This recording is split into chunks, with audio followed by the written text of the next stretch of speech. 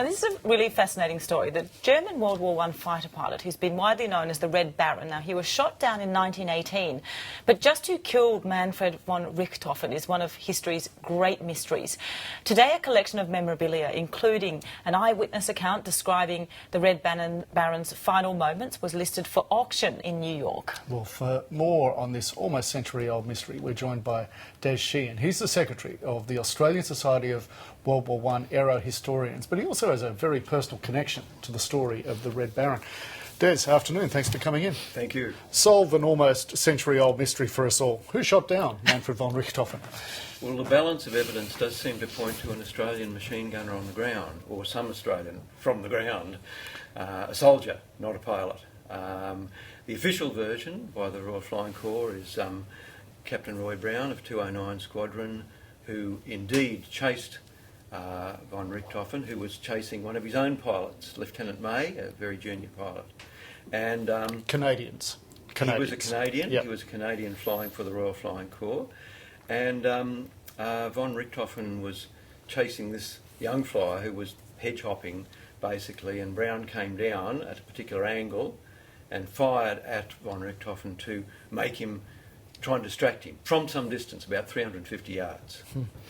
Des, as Scott mentioned, your family is connected to this story. Your father was the pallbearer at the Red Baron's funeral. We should just mention the Red Baron credited with 80 victories, apparently, so one of the most celebrated, in a way, fighter pilots of the time. How did your father come to be a pallbearer at that funeral? He was a pilot in Number 3 Squadron, and that was the place where his plane and his body were taken to. And he was basically, he'd only been on the front line for about 12 days, and he was basically available.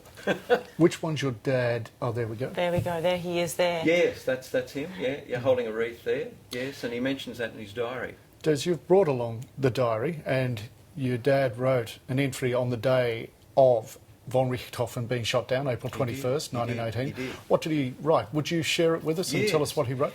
I should though mention that I said Roy Brown was the official version, but in fact the general version is that it was Cedric Popkin who was the particular gunner, and he was mentioned in that article. Australian?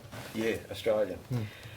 Yes, this diary was only found a couple of years ago, and on the particular day, my father wasn't flying, but he says something that's quite perceptive. It's a bit gung-ho.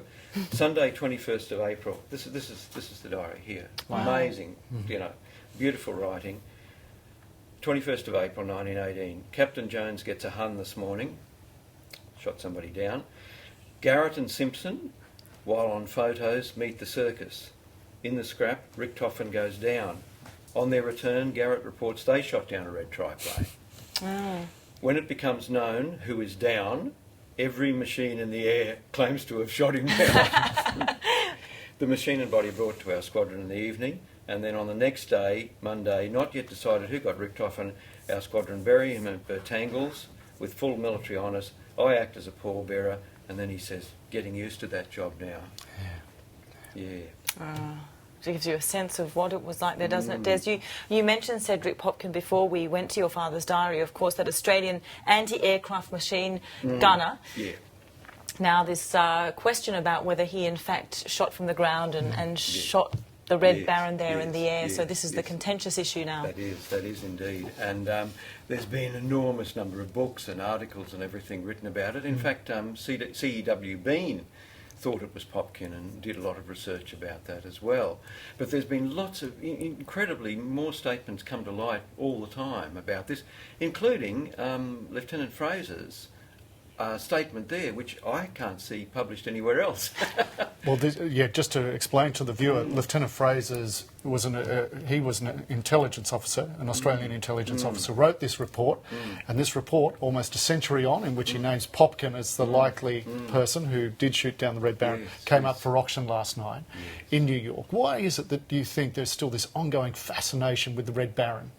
Well, I suppose Snoopy reminds us of that, but no, it's still. I mean, he's seen as a knight of the air, and he was, and he certainly is fabled, and he was indeed, part of the German aristocracy at the time, and of course, and also it's an aspect of World War I that does seem heroic.